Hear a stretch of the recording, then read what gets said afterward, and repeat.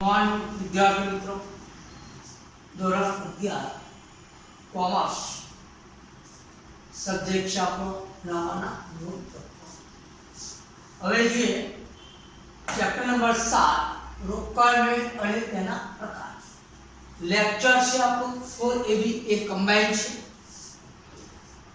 દાખલો થોડો મોટો છે એટલે આપણે કમ્બાઈન રાખેલું છે, બે ભાગની અંદર ડિવાઇડ કર્યું નથી।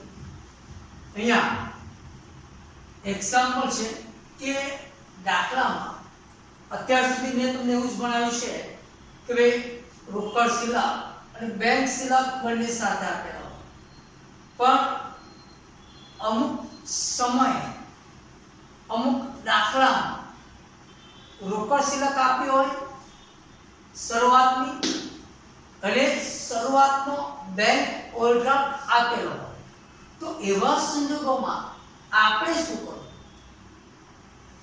તો વિદ્યાર્થી યાદ રાખો, જો રોકડ શિલાક આપી હોય શરૂઆતની અને શરૂઆતનો બેંક ઓવરડ્રાફ્ટ આપેલો હોય તો ઉધાર બાજુ બાકી આગળ આવ્યા શરૂઆતની બાકી રોકડ શિલાક લખાય અથવા બેંક શિલાક લખાય, અને વ્યય બાજુ બાકી આગળ લાવ્યા એ તમે જોતા હશો તો બેંક ઓવરડ્રાફ્ટ લખાય। અહીંયા આપણે જોઈએ છે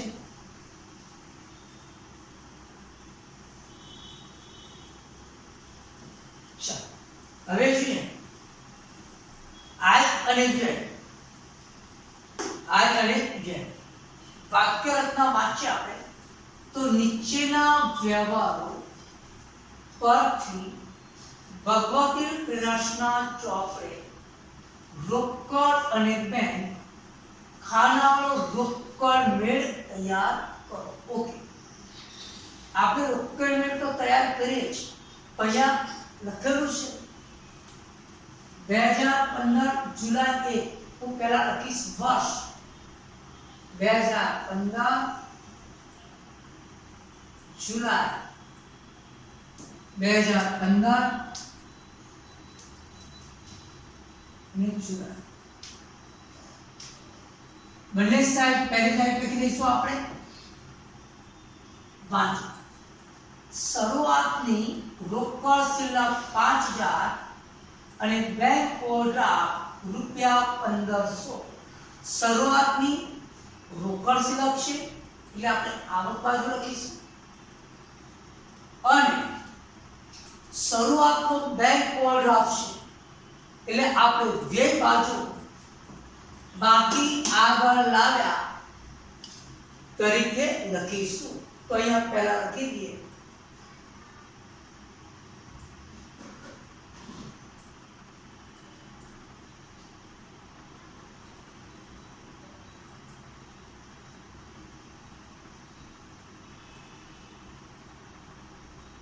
બાકી આગળ લાવ્યા શરૂઆતની રોકડ શિલાક 5000 રૂપિયા।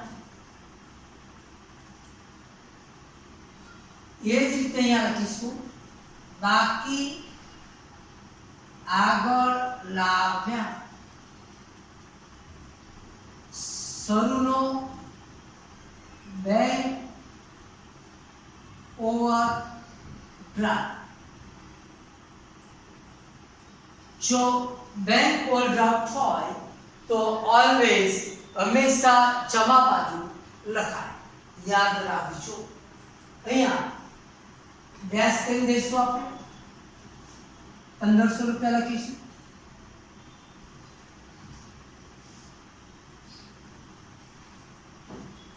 તારીખ 3 ₹8000 નો માલ 10% વ્યાપારી વટાવે ₹8000 નો માલ 10% વ્યાપારી વટાવે રોકડેથી જાનકીને વેચ્યો।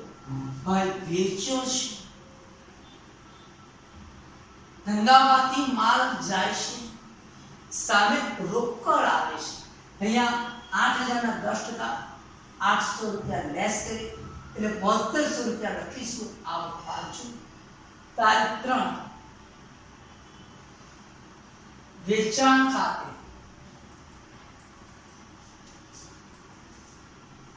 કૌંસની અંદર જાનકી ખાતે હવે આપણે જોઈએ તો 8000 નો માલ 10% વ્યાપાર વટાવ પર કરો એટલે 8000 ના 10% 800 રૂપિયા આપણે રોકડના કરમાં લખીશું.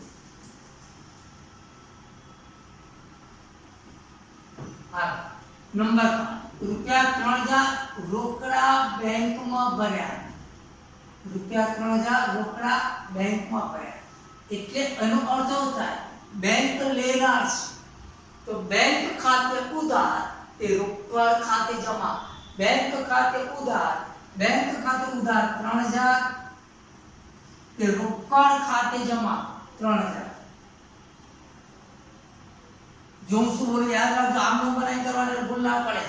બેંક ખાતે ઉધાર તે રોકડ ખાતે જમા. હવે વિગતની અંદર તેના ઓપોઝિટ લખો બેંક છે એને ઓપોઝિટ ખાતું કરો તો રોકડ. અહીંયા લખીશું આપણે રોકડ ખાતે.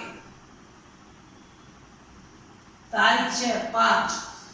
આ વ્યવહાર જમા ખર્ચી વ્યવહાર એટલે આપણે જમા ખર્ચી વ્યવહાર અહીંયા લખીશું આપણે 5 તારીખ બેંક ખાતે આ વ્યવહાર જમા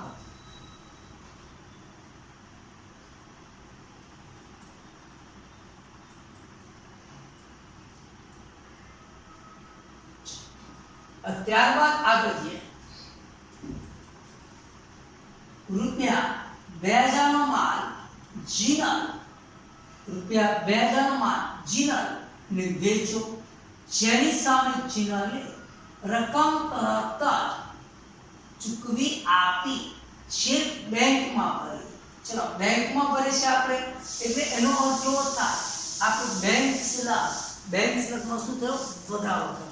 બેંક શિલ્લક વધી એને આપણે આવક બાજુ લખી દઈએ આપણે 6 તારીખ જીનલ ખાતે વેચાણ છે વેચાણ ખાતે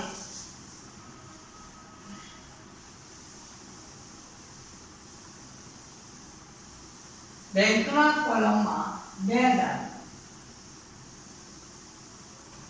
ચાલો આગળ છે 8 તારીખ કયા હતો ₹2000 નું ફર્નિચર ખરીદ્યું અને તરત જ રકમ ચેકથી ચૂકવી આપી. જે ફર્નિચર ખરીદીશું રકમ લઈ એટલે જવાબ સાઈડ નક્કી થઈ. હવે નક્કી કરો રકમ કેવી રીતે ચૂકવી તો રકમ ચેકથી ચૂકવી છે. રકમ જો ચેકથી ચૂકવતો હોય તો બેંક શિલ્લક આપણી ઓછી થાય. જો બેંક શિલ્લક ઓછી થાય એટલે કે ઘટે છે, ઘટતી હોય તો વ્યવસાય લખાય. તો અહીંયા આપણે લખીશું 8 તારીખ ફર્નિચર ખાતે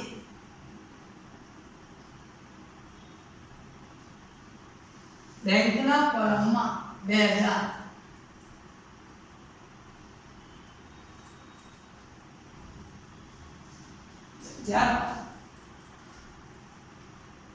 ભાર્ગવી મોસ્ટ આઈમ્પોર્ટન્ટ પોઈન્ટ છે.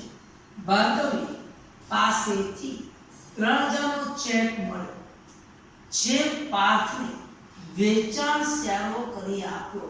બે ચેક મળ્યો છે બેંકમાં ભરેલો નથી, ચેક મળ્યો, મને ચેક મળ્યો અને સામેની પાર્ટીનો લખી આપો તો મારે મારા રોકડની એટલે રોકડની અંદર બેંક અથવા રોકડ ખાતા પર અસર થતી નથી. તમે મને ચેક આપો, એ ચેક હું થર્ડ પાર્ટીને આપી દઉં કે મારા ખાતા પર અસર નહીં થાય, પણ એ થર્ડ પાર્ટીની ખાતામાં જમા થયો છે. એટલે એનો મતલબ એવો થાય કે આ જ્યારે ચેક મળે અને ચેક આપણે કોઈ પણ વ્યક્તિને વેચાણ સેવા કરી આપો તો એ ખાસ આ નોંધમાં એની નોંધ કરવામાં આવે છે. તો ફરી યાદ રાખજો, ભાર્ગવની પાસેથી 3000 નો ચેક મળ્યો. ભાર્ગવની પાસેથી ચેક મળે છે જે પાર્થને વેચાણ એટલે પાર્થ ખાતે ઉધાર, ભાર્ગવી ખાતે જમા. પાર્થ ખાતે ઉધાર, ભાર્ગવી ખાતે જમા. આ નોંધ કઈ લખાશે? તો ખાસ આ નોંધ જે આપણે આના પછીનું જે ચેપ્ટર છે ભણીશું તેમાં આવી આ નોંધ લખાશે. ઓકે, તો આ વ્યવહારની નોંધ થશે નહીં, યાદ રાખજો. છેલ્લે આપણે સેન્ટેન્સ લખી દઈએ છીએ. ઓકે, નંબર 13, હર્ષિતને 6000 માં વેચ્યો, જેની સામે 50% રકમ રોકડેથી અને બાકીની રકમ ચેકથી હર્ષિતે તરત ચૂકવી આપી.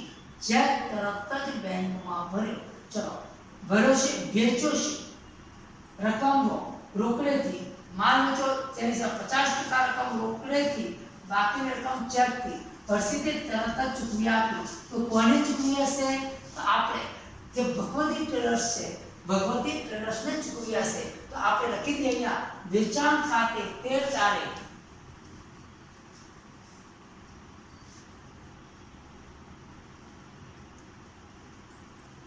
રકમના કોલમની 50% એટલે 3000.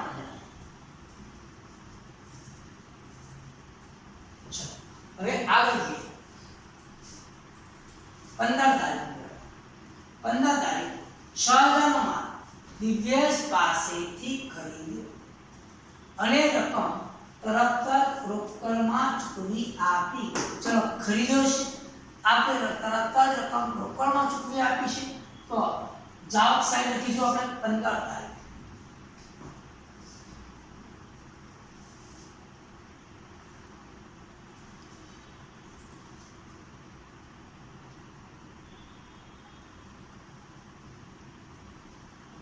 ₹6000 રોકડના કોલમમાં લખાશે.